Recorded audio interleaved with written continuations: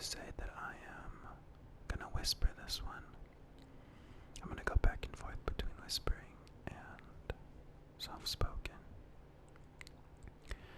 So, in this case, I'm gonna start with Divine Justinia the 5th.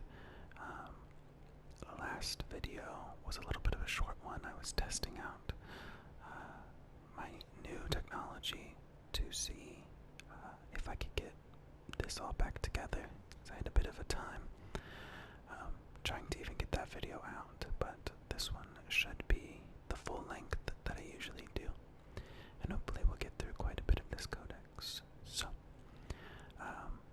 if you are not a fan of my whispering, the next video will be soft-spoken, and the first shorter video is also soft-spoken. So let's start with Divine Justinia the 5th.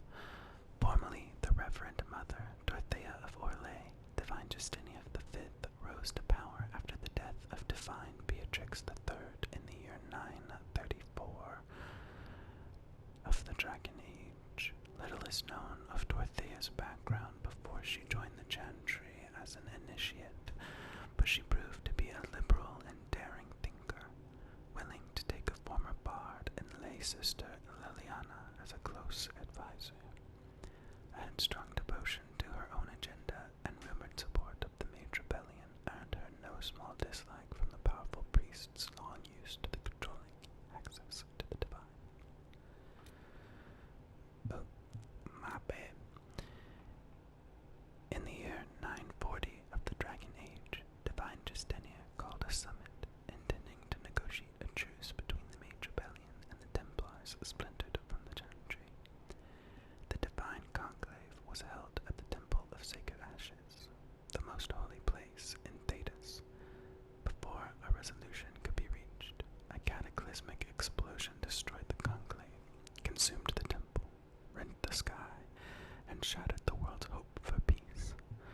Divine Justinia the 5th perished in the Temple of Sacred Ashes.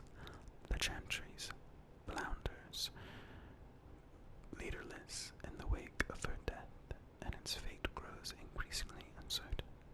If order is not restored to Thedas, Justinia the 5th might be remembered as the Chantry's final divine.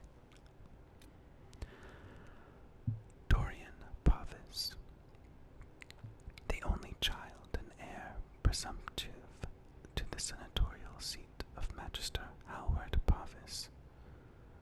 Dorian comes from a prestigious line of mages, prominent in the coastal Deventer city of Quarnis since the late Exalted Age.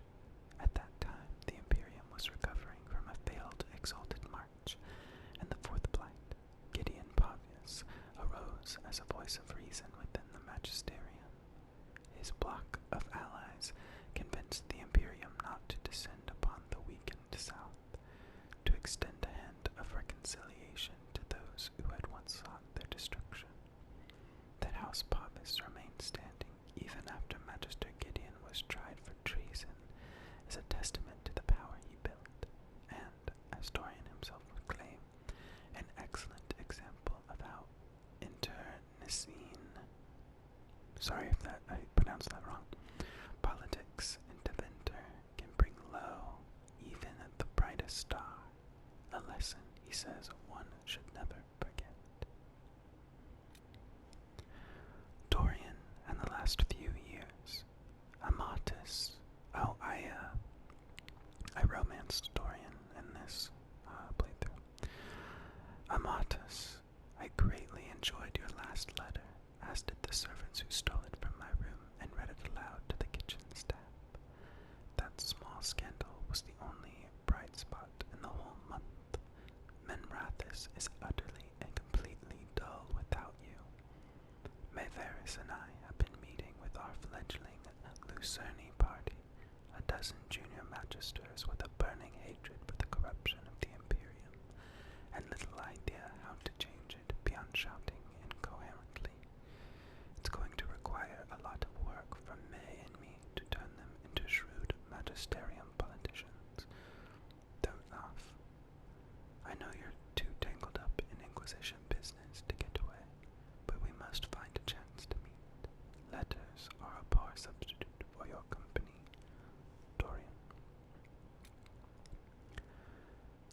Empress Celine Valmont. My dear Viscount, I congratulate you on securing an invitation to appear at court. Allow me to present you with these 3 words of advice as a gift. Don't underestimate Celine. You must not mistake her reputation as a diplomat and peacemaker to mean she avoids conflict. Dozens of her enemies litter the bottom of the harbor in Val Royal. Negotiation did not send them there. She is as shrewd and ambitious as her grandfather Judicael the First. But unlike him, she knows how to handle the nobility. She built the University of Orlais, the most vehemently opposed project in Orlesian history, because she knew how to win the support she needed to overcome even her bitterest rivals. She can keep a pet apostate in front of the gentry because even the divine fears her influence. Do enjoy your visit to the palace. Sincerely, Duke Germain.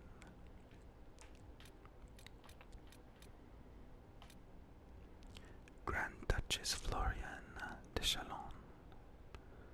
Your Grace, you requested the swiftest, surest method of getting a message to Grand Duke Gaspard, so I have arranged for you to meet with his sister, Grand Duchess Floriane de Chalon. While she is of the least account among the current heirs to the Orlesian throne, her connection to her brother is extremely close. Gaspard will listen to anything she says. Be persuasive. M. Grand Duke Gaspard de Chalon. Lady Montilion.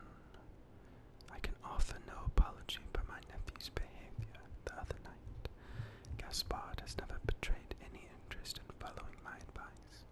In truth, everything he said to you at the dinner party, he has also said to me. His resentment at being deprived of the throne has festered for some time, and he was never one to accept defeat gracefully. I would take Gaspard's threat of war seriously. I do not believe my nephew knows how to resolve problems through the use of anything but steel. If his record on the battlefield is any indication, he is quite adept at doing so. I shall be increasing my personal guard directly. Sincerely, Duke Gratien. Grand Enchanter Fiona. Grand Enchanter Fiona is considered an anomaly among mages. She is, for instance, the only member of the Circle of Magi ever to leave due to recruitment by the Grey Wardens, and then return. The circumstances of that return are largely unknown, but the notoriety she gained within the Circle allowed her to rise rapidly in the ranks. She became first Enchanter of the Montsemar Tower, and then elected Grand Enchanter at the College in Cumberland. The latter was based on her advocacy for greater mage freedom, a view she claimed her time with the Wardens supported.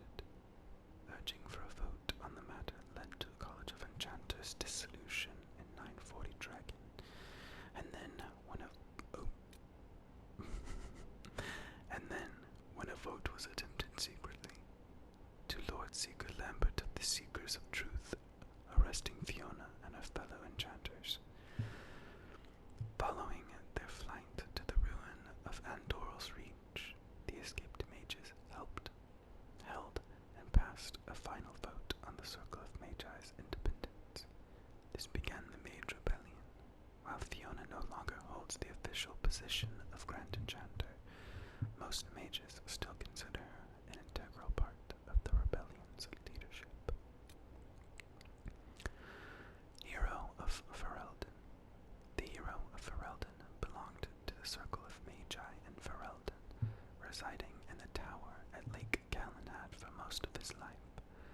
First Enchanter Irving recommended the hero to Grey Warden Commander Duncan. Shortly after the hero's narrowing, Duncan recruited him into the Order. After defeating the Archdemon and ending the Fifth Blight, the hero of Ferelden took up the mantle of Warden Commander. He began the task of rebuilding the Order in Ferelden, serving with honor until his disappearance several years later. The Inquisition has discovered that he has gone west in search of a way to cure the calling. High Chancellor Roderick, there are some who claim men have no place in the chantry beyond the lowest rank of scholarly brothers and those who take their place among the Templars. It is not true. This is an organization spanning 7 nations, from the smallest village chantry to the Grand Cathedral and Val Royal. It takes more than sermons to keep it alive. There's an invisible army at work, ensuring meals are delivered, repairs are made, and faithful attended to, and much of it is done by chantry brothers like myself. The position of High Chancellor places a man beside the Most Holy. I control who is permitted audience, handle her correspondence, deliver her word to Thetis, and serve as her advisor on matters which may be mundane, but cannot be disregarded. If I have influence, let it be said it is something I use sparingly, if at all. This is a task to which I devote myself with solemnity.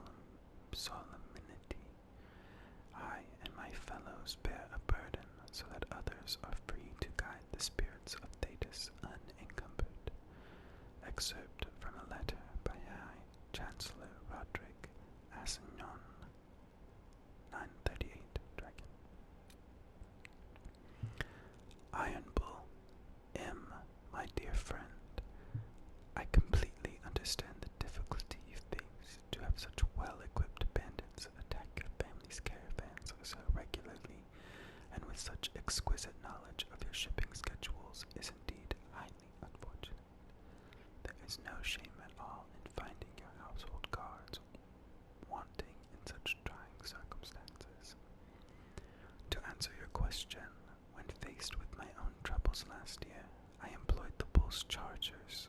Their leader, the Iron Bull, is a Cunari, a great horned giant of a man. He looked like a savage, but spoke like a gentleman. He seems unstoppable in combat, but is far more clever than a simple swordsman. His mercenaries were costly, but they were both strong enough to protect my family's caravans and clever enough to discover how the bandits came into such luck in their attacks upon my family. The bandits have been no trouble at all since, and a baron of our mutual acquaintance, if you simply assured me that he would be greatly surprised if they ever again caused us difficulty. If you wish to employ the Iron Bull, I can provide you with his contact information, as well as a list of liquors he enjoys most particularly. Will your husband also be present in these negotiations, or will you be making the acquaintance of the Iron Bull in a more intimate setting? If so, we shall have to talk the next time our men go hunting. Yours in friendship, B. A letter lifted from a hidden drawer in a noblewoman's vanity and copied carefully before being returned.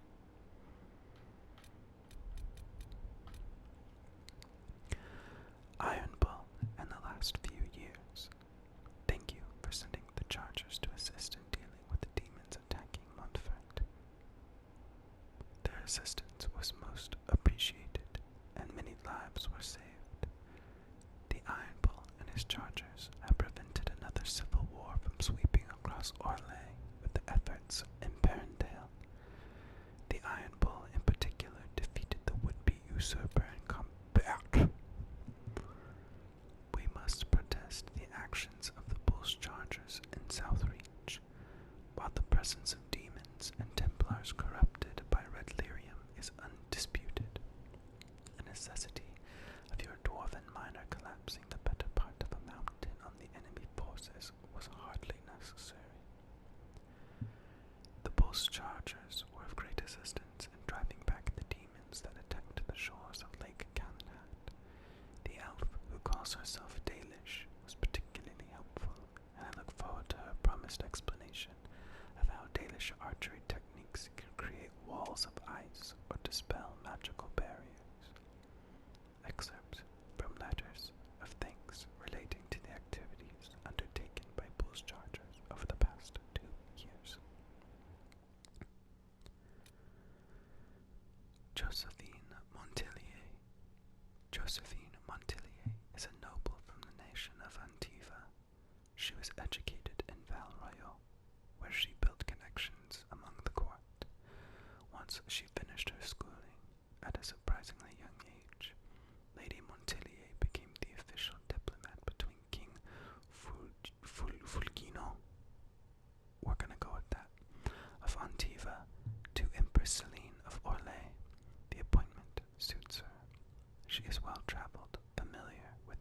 norms of etiquette, and by all accounts, a skilled negotiator. If that endorsement does not suffice, Josephine is a personal friend. I have faith in her. We require someone both influential and trustworthy to be an ambassador for the Inquisition. You cannot tell me you would prefer to take the job yourself. Sister Liliana. Josephine, in the last few years, Commander Cullen has reviewed the soldiers. I have written and received so many letters from the Orlesian court. Hold on. I'm not going to start over, but it does say, Dear Inquisitor Levelin. But I'm just going to keep going. Our birds practically blot out the sun. We are as prepared for this exalted council as we will ever be. I know this past year has been full of formal meetings. Goodness knows I have attended many myself, but this one will truly test the alliances and friendships we have worked so hard to build. If I may offer you any advice, Inquisitor, it is this. Keep a ready smile, and remember, we have their attention because we are to be reckoned with. Respectfully yours, Ambassador Montilier. Levelin of the Dalish. The Dalish are elves who refuse to live in human cities where their people are exploited, having few rights. They choose to eke out an independent existence into the forests, attempting to keep the last remnants of the ancient culture alive. Mahanon is from Clan Lavalin, a group of Dalish who migrate around the perpetually feuding free marches. Mahanon's people travel along the borders of each city-state's territory, where free march rulers will be less inclined to attack them for fear of accidentally provoking neighboring cities. Mahanon manifested a talent for magic as a child. The clan's leader, keeper Deshana Istime Thoriel, I hope that's right, Levalin, taught him how to control and hone his new powers. Mahanon grew into a capable mage, far away from the eyes of Templars and mage circles. When tensions between the two factions erupted into warfare, spilling into the countryside, Clan Levelin was forced to pick up and move. Mahanon's keeper sent him to spy on the conclave at Haven, as the outcome might determine the fate of his own clan. After the explosion that killed Divine, Mahanon was the only survivor at the Temple of Sacred Ashes. Rumors that the mysterious mark on his hand is a sign of the Maker's favor were spread by those who claimed they saw the divine prophet Andraste herself lead Levelin out of the bait. Liliana, revered mother. Oh, hold on. She has many names. Most know her as Sister Liliana or the Nightingale. Some refuse to speak her name at all, referring to her only as the left hand of the divine, the shadow beyond the sunburst throne. The spymaster,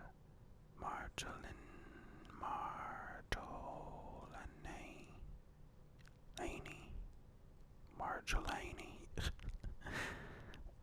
sure, trained Liliana from a young age.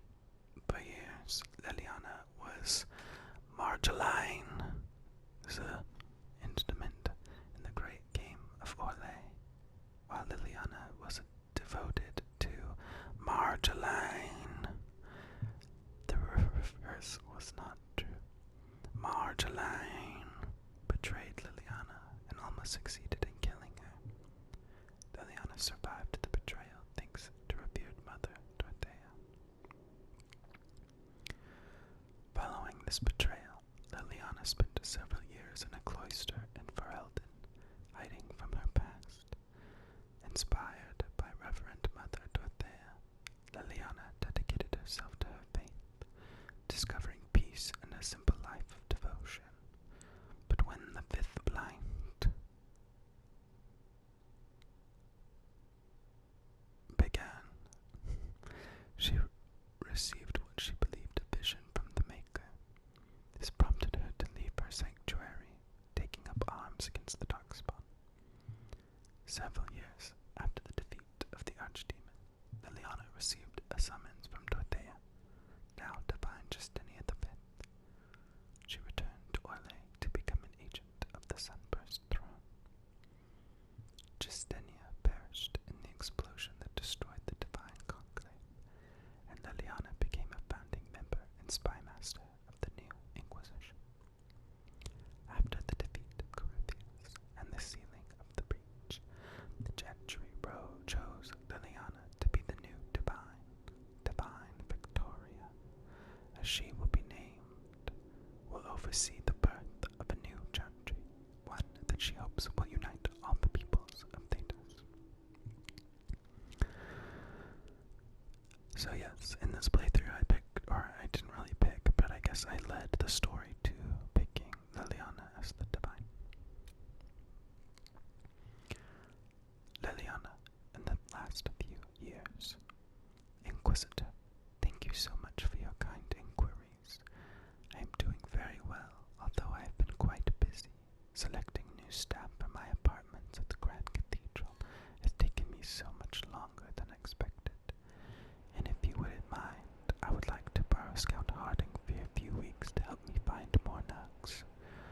I cannot possibly hire anyone to a permanent position without first observing them in a room full of baby nugs, and all the litters I have on hand are nearly full grown. In any case, I will see you soon at Halam Shoral. Until then, Liliana.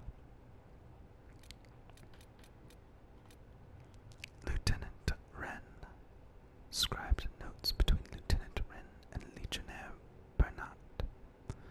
Lieutenant Wren. Sir, I have reviewed our request for supplies. As your second, I am duty-bound to point out the absurd amount of ale listed, unless we have resorted to drowning the Darkspawn. Respectfully, Legionnaire Bernard. Bernard, don't be ridiculous. There's no such thing as an absurd amount of ale. Wren. Lieutenant Wren, you have requested more barrels than we have legionnaires. Respectfully, Legionnaire Bernard. Bernard, can't even let a dead man have some fun. Fine, reduce the number of barrels to half, but I expect tapsters' quality, not the piss they sent last time. Wren. Lieutenant Wren, I will make sure the Crown is aware that the ale is for the esteemed Lieutenant Wren, Vanquisher of Darkspawn, Hero of the Fifth Blight, and what was the other title? I always forget. Respectfully, Legionnaire Bernard. Bernard, owner of the boot in your arse, Sauroka. Wren. I don't have 32. Lord Seeker Lucius Corin. For months we were also certain Lord Seeker Lambert's death was an assassination carried out by mages. He had, after all, declared the Nevaran Accord null and void, hurtling us headlong into a war against the rebels. Why else would he be killed, except as an act of retribution? The entire Templar Order was fired up, ready to take up the fight against the mages, something we were sure would be over in a matter of weeks. Thus, the election of Lucius Corin to the role made me despair. According to the few seekers of truth with whom I spoke, he was a moderate. He agreed to the divine conclave, and every Templar I knew felt certain he would compromise to see the war ended. But lately, the man seems different, does he not? I never met him before. He assumed command, but even in the short time his opinions on the war have turned. He did not go to the conclave you personally supported.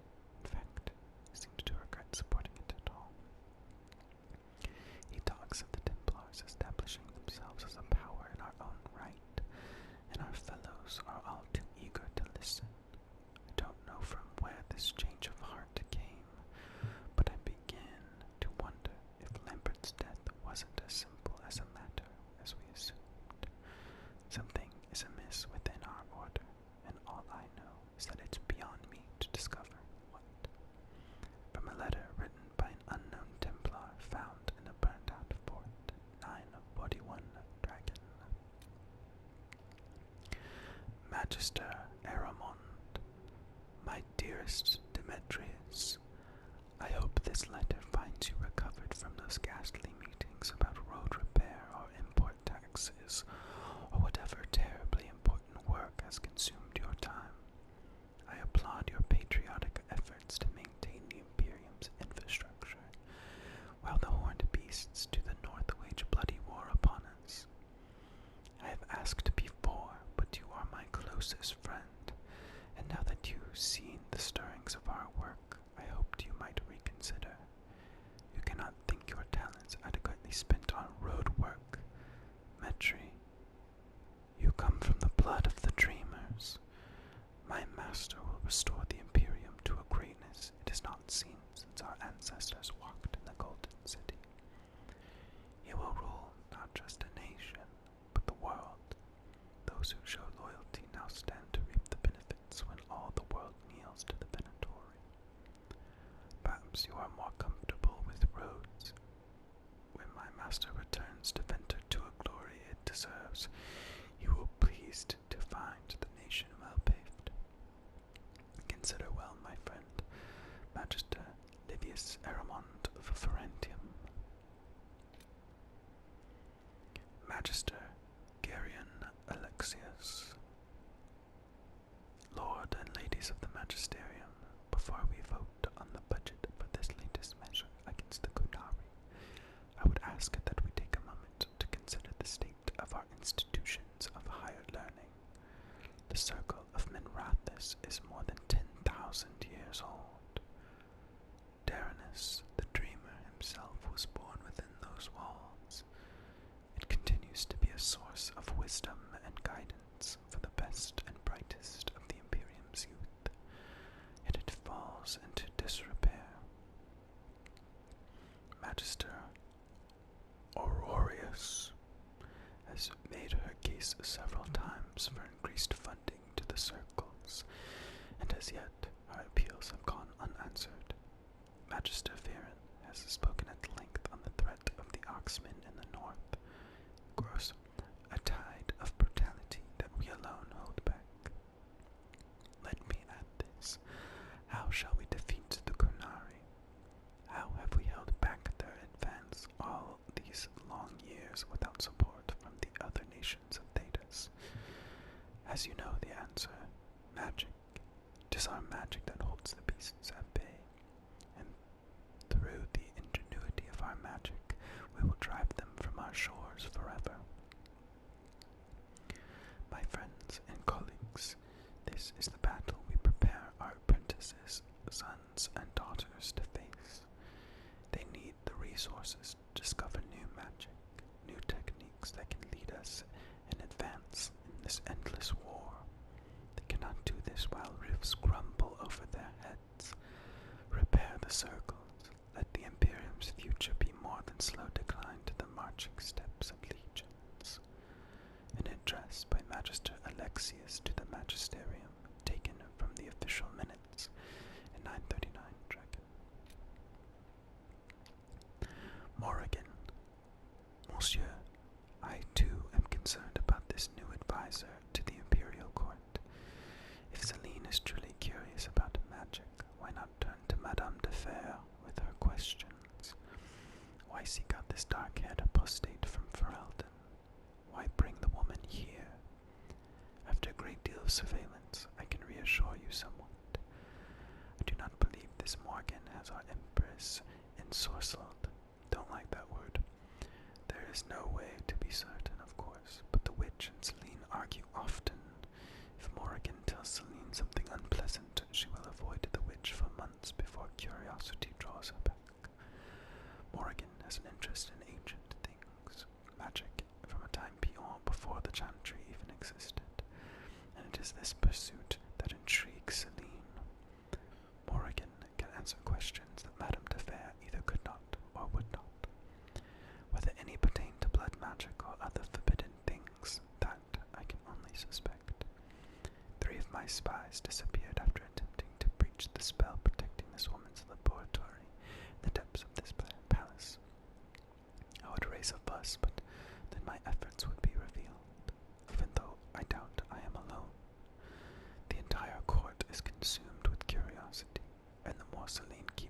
sidelines, the more we all wish to know. Our Empress plays with fire, considering she has yet to find herself a husband to solidify the future of her dynasty. These dealings with the apostate are one more nail in her coffin. Yours in trust, Madame Descarnets.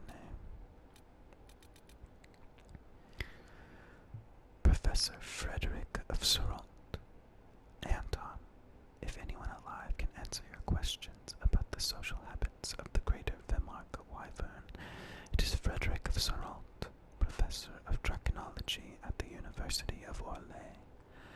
I have met with him a few times, and he is exceedingly knowledgeable about his field of study, although less knowledgeable about his current state of dress, the day of the week, and the location of his quill and ink, but nonetheless quite brilliant. Cordially, Magister Saldarian Antonidus. Sure. I don't have 38. Sarath. This letter was clearly written a few lines at a time over the course of multiple days, as the ink at its start has already faded slightly. Elf who is tallest. It is no longer my role to instruct others in the queue, but I will share what I can with you if it brings you peace. You are not alone in your struggles to achieve mastery of yourself and your purpose. Many Vidarathari come to the queue filled with fear and anger. These feelings build walls brick by brick within the self. They prevent you from seeing the others around you, from seeing the world as it is, and they convince you that you are alone and in darkness, that you must fend for yourself. The walls are real, but the darkness and the solitude, the world that they create within the self, that is all illusion. You must work to tear down the walls if you wish to see the truth, and the truth is this: no one is alone. It was that wisdom revealed to Coslin in the desert long ago. What looks like solitude is connectedness. What looks like darkness is only the space between stars. This portion of the letter is slightly newer, and the handwriting, which was exceptionally tidy at first, was becoming somewhat looser, as if written in a hurry. And it is not just Vidthari who struggle with these illusions. The world changes the self, and we must balance mastery upon its turning tides. Once I was in Ashkari, and I spent my days examining the philosophy of the Qun and trying to seek the enlightenment that Coslin found, but my dreams of demons took me down a new path. Here the writing is filled with crossed-out passages, and the script becomes shaky. Some of the ink is still wet. And now, with the song liquid crossed out, and now I studied the dam which holds back magic at its source. We will, crossed out. It is our purpose to cross out. Things change, little Talis. The world changes. Find purpose in people around you, and your role will be clear. Remember when, crossed out. It will be hard to find wisdom in the noise. The noise is an illusion, like the darkness, but the walls are real. Remember that. Tear down the walls first, and you will see the truth. Sarath. Samson. I want this made clear to every man and woman in our army. Do not challenge the Red Templar's leader, General Samson, on your own. You may have heard stories of how Samson used to be a Templar in Kirkwall until he was thrown out of the order. Then he became a vagrant begging for coin to buy lyrium. That man no longer exists. The fiend who attacked us at Haven had the strength of a dozen men. Samson has the training of a Templar, and all the power of red lyrium at his command. For those who did not see it firsthand, he is as dangerous as any demon. Perhaps worse. Treat him as such. I will hold personally accountable any officers who do not communicate this order to their soldiers. Letter from Commander Cullen, issued to commanding officers and read to all Inquisition soldiers. I do not have 41. Sir Sir Stroud, born the youngest son of a minor noble family in the fields of Ghislaine. Jean-Marc Stroud had just finished training at the Académie des Chevaliers when he received word that his family had been killed, ostensibly by bandits. In reality, they were victims of the Orlesians' great game. Sir Stroud's plan to find his family's murders was cut short when the Grey Warden, Clarel, recruited Stroud on the advice of the Academy trainers, who did not wish to see a promising young chevalier throw his life away in the fruitless pursuit of vengeance. Unable to refuse such a request honorably, Sir Stroud joined the Wardens and left his old life behind. Warden Stroud has served the Grey Wardens with honor for decades. He is regarded as one of the finest swordsmen in the Order, combining his study at the Academy with years of fighting Darkspawn alongside dwarves in the Deep Roads. Warden Commander Clarel has tasked him with recruiting and training new wardens. Most young warden warriors owe their skill to Stroud's mentorship. Stroud prefers to travel in the free marches rather than Orlais, knowing his family history could cause him to become caught up in the game, leading to accusations of political interference among the wardens. He also has no strong opinions regarding mages or Templars, although he believes both groups wrong to turn their back on the Chantry, which Stroud holds in some esteem. An intelligence report delivered to Liliana. Okay. Sarah. This report by Josephine has been defaced numerous times in a different hand. On Sarah, Red Jenny, and Felicima Lady Parts von Knucklefronts. It falls to me to comment on this Red Jenny, for as a creature of the court I must have seen the effect of her actions, although I cannot be certain. Does that make them effective or ineffective? What I know is that she has vexed cities guardsmen across Thedas, and always escaped. Assessing all available records, it seems clear that there have been multiple embodiments of the name, often at the same time.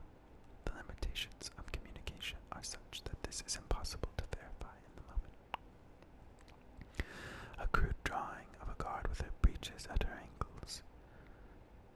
The severity of the attributed actions vary wildly, from petty to outright vicious. While official reports label these actions unfair, I have knowledge of many named as victims, and several are suspect character. Sarah would call them something altogether untoward. Yes, Mum, shits, the lot of them. There are tales of Red Jenny targeting criminals, slavers, and even assassins' guilds. The benefit of having a local is that they are invested in regional concerns. Although this obviously varies, I can discern no protocol. Don't need a title to be awful and deserve it. So who is our Red Jenny? She has been amusing herself in Val Royale for some time, although it is clear from her accent that she is deeply Ferelden.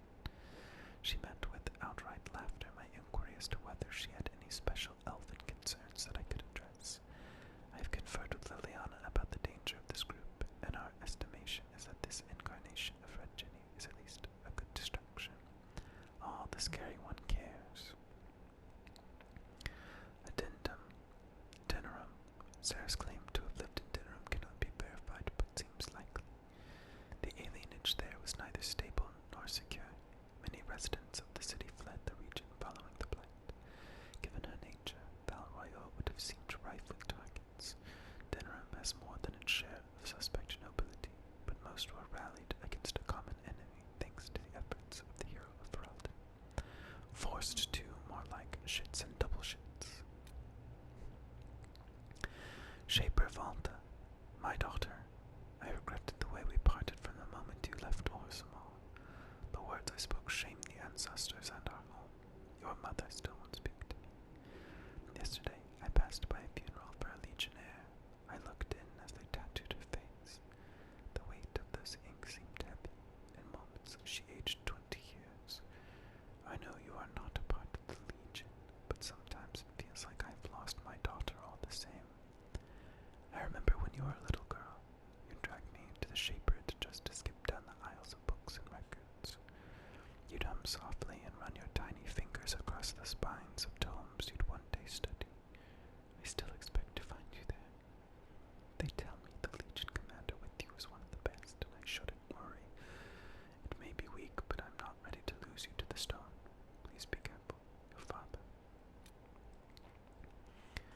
Cassandra, I understand the first order of business must be to investigate this bizarre breach in the sky and protect people from the demons descending. While my search continues, I wish to draw your attention to a new arrival at our camp, an elven apostate calling himself Solus. Solus entered the camp voluntarily, surrendering his staff to the Chantry forces without protest. He is not Dalish, and says that he has never been part of the circle, claiming instead to have studied magic peacefully on his own, particularly magic tied to the Fade. While I suspect he will be reluctant to accept the help of an apostate, Solus did come to us freely. Witnesses saw him in a nearby village at the time of the blast, so he was likely not responsible for what happened at the conclave. However, he was described the efforts of the breach in enough detail to convince me that he knows more about the Fade than anyone else present. Solus has requested permission to study the lone survivor and one of the smaller rifts in hopes of finding a way to seal the breach. He has correctly guessed that it is growing and believes it will destroy the entire world unless we find a way to stop it. Unless you object, I will allow him his studies, under proper observation, of course. Liliana. Inquisitor, despite my efforts, I've been unable to locate Solus. From the site of your battle with Corypheus, he was last seen headed west, still distraught over the destruction of the orb Corypheus carried. From there, he disappeared, evading my people so easily and so completely that I am forced to wonder how much he knew about them. When Solus initially approached the Inquisition and offered aid, I questioned him extensively about his background and history. He was evasive, but he did give the name of the village where he grew up, noting that it was small and unlikely to appear on any map.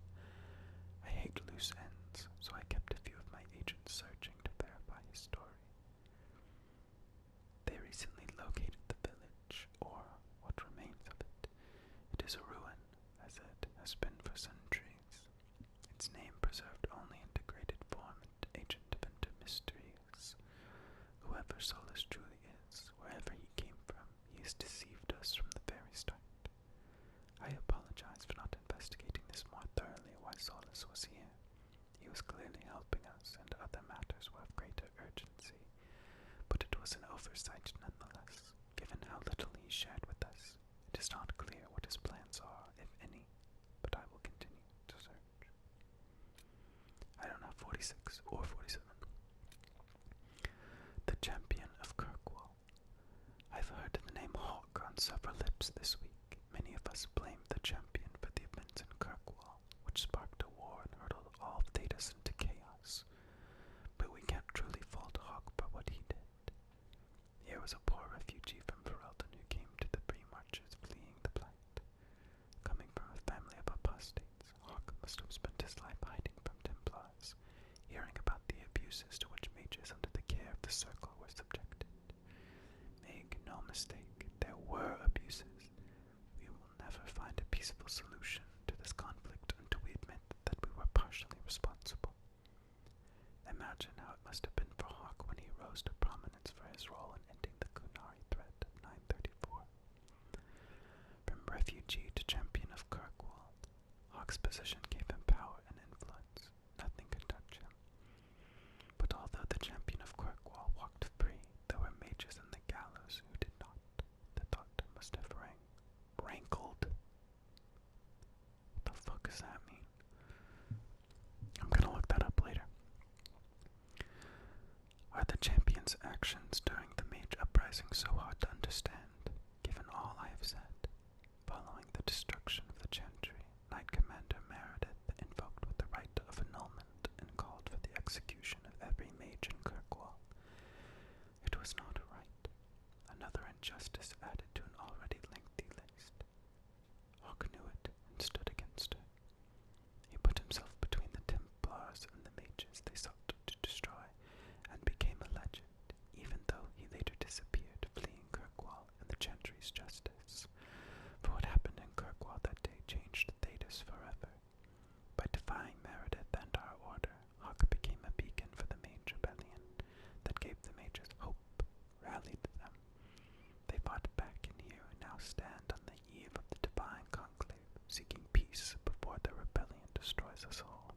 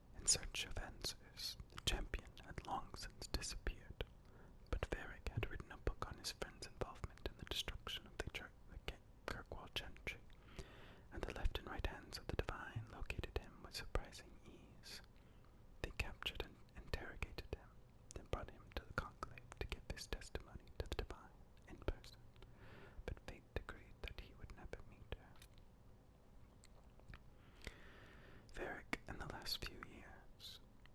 Inquisitor, greetings and salutations from beautiful Kirkwall. The sun is shining, the seabirds are screeching, and almost nothing in Hightown has fallen into a sinkhole and ended up in the sewers in over a month. The red lyrium cleanup in the gallows is going better than expected. Nobody misses having Meredith fused to the flagstones, eerily glaring at everyone. The city guard celebrated finally getting her out of there by holding a completely impromptu parade. Several Lowtown residents composed a song on the spot with lyrics to the effect of "Thank the Maker, the crazy cursed Templar is gone," which was remarkably catchy, despite, or maybe because of, the fact that it was mostly just swearing in tune. Even with all this stellar progress, it looks like I'm stuck here. Channels in the harbor were completely changed by falling debris a few years back, which led to a lot of ships getting wrecked coming and going, which only made things worse. And then we had rifts open and weird glowing fade rocks appeared out there. Incidentally, thanks for closing the rifts. Now the only hope for preparing the harbor is to send guys with pickaxes to clear the rocks. Even tried to hire miners who are also divers. Inquisitor, there aren't many, and even fewer are happy mining glowing shit from the fade. It's going to take a lot of my coin to fix. Stop by the city sometime. We'll get in a game of Wicked Grace. Please, this Viscount shit is boring me to death. Beric. Vedasala. While we still have little information on their methods, our agents have obtained considerable information on Bin Hasarat's hierarchy and the organizational structure. Strictly speaking, the entire group is under the jurisdiction of the Archon,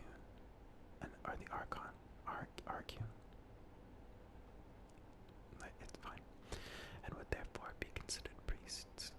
The Cunari divide all Ben Hassarath activities into three distinct categories: dangerous purpose, dangerous action, and dangerous questions. Three priests form a mini triumvirate that manages all their operations, with each priest presiding over actions in a single category. We have an ongoing mission to identify the leader of the Dangerous Questions branch, which seems to handle the vast majority of the Kunari intelligence gathering and sabotage missions. Dangerous Actions appears to be the branch responsible for enforcement. Their agents almost never leave Kunari-controlled territory, except to hunt defectors. The branch we have had the most contact with has been Dangerous Purpose. This division, run by a priestess called the Vidasala, or one who converts purpose, handles the conversion of foreigners, the re-education of Kunari dissidents, and the collection and quarantine of magic. Things that, by Kunari definition, are threats to themselves and others by nature. Our attempts to infiltrate the Kunari re-education camps have largely proven unsuccessful. The Ben Hassarath are all too good at spotting our agents among their converts.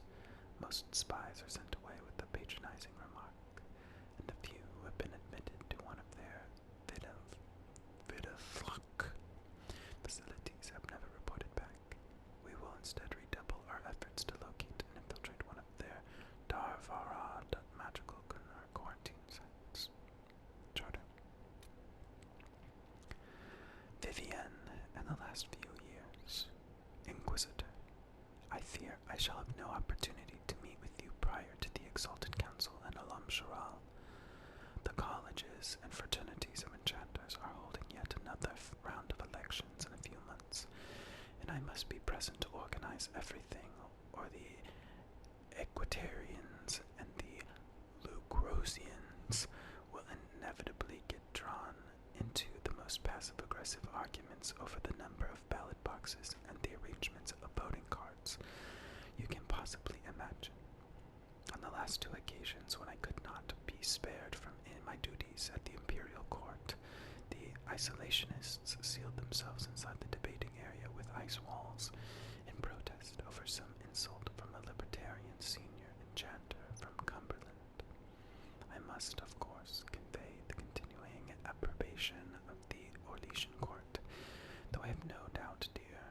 Cyril has already bored you to death with the Council of Heralds' compliments by now.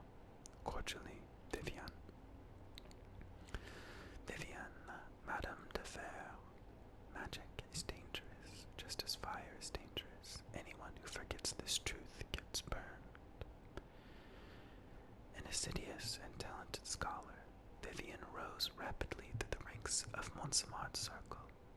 When made a fully fledged enchanter, she elected to join no fraternity, a decision that shocked colleagues but may have been a calculated maneuver. When she successfully applied to be appointed enchanter to the imperial court, nearly every fraternity clamored for her favor in hopes of having a representative at the Empress's ear. She was voted first enchanter of Montsemart at an age young enough to cause scandal. The circle widely regards her as the most shrewd and disciplined mage in Orlais. A stone-cold bitch, in the best way. Okay. Warden Commander Clarel, to Arl Tegan Guerin. I sought a chance to speak with you in person, my lord, in hopes of convincing you to allow us to send further aid to Ferelden to give the Grey Wardens in your homeland a chance to rebuild. I hope this letter succeeds where my requests for a meeting have not. I understand Ferelden feelings regarding Grey Wardens. Sophia Dryden's actions were reprehensible. Grey Wardens are forbidden from interfering in the affairs of nations, save when we must exert our authority to battle the Blight. Still, even you must acknowledge the vital necessity of my order after the Blight nearly ravaged your homeland. Without the Grey Wardens, Ferelden would have been a wasteland populated only by Darkspawn. I understand as well your concern that I am a mage, living outside the confines of the circle. I have been informed that you saw magic ill-used by apostates at Redcliffe. You have my sympathy in this, but not my apology. The Maker saw fit to give me the gift of magic, along with a temperament better suited to battle than a quiet meditation. I have left the circle legally, and the Grey Wardens gave me a chance to use my abilities to defend our land. I am no apostate. My first interests are Altegan. Indeed, my only interest is to see that this world protected from the Blight. I may be Warden Commander of Orlais, but I am not Orlesian at heart. I am a Grey Warden and nothing more. I will defend this land from horrors you cannot even imagine. My oath comes before political ambition, before concerns about the rights of mages. It will one day come before my own survival. I hope to hear from you soon. Yours, Warden Commander Clarel de Chanson. And finally, we have Xenon, the Antiquarian. I left the Black Emporium empty-handed for two reasons. First, most of the items were priced far beyond what I could afford. Second, I spent most of my short time there trying to sate my curiosity about its proprietor. I found myself stealing glances at the Antiquarian from behind piles of books, between shelves, and at one point, over a basket of mismatched socks. There he lay, petrified in the center of the Emporium, skin of waxy grey over ancient taut sinew, moaning in a voice so dry and brittle it sounded like the snapping of twigs after a drought. A girl, of not more than 12, scurried to and fro to fulfill his numerous requests. Another patron notified my fascination and told me that the girl, most likely an urchin rescued from the street, was responsible for the needs of the Antiquarian, feeding, washing, and the like. So impossibly old is he, and so fragile his skin, can only tolerate the barest whisper of touches from the smallest and most tender of their servants. Only in this way may he come close to his lost youth, said the man. I was surrounded by objects of legend, yet none fascinated me, as did the Antiquarian. From a journal page found in Kirkwall's Dark Town, written by an unknown author. Alright, you guys, so that is all of the characters that I have unlocked within this particular playthrough of Dragon Age Inquisition. treasures, and I will see if I can find the missing ones. If I can, I will make a short video about the ones that I missed. Beyond that, thank you so much for listening. I hope you are relaxed, I hope you are well, and look out for my next video where I will be soft speaking the next round of Codex, which will be very interesting crafting materials. Alright, thank you so much, you guys, and I will see you next time.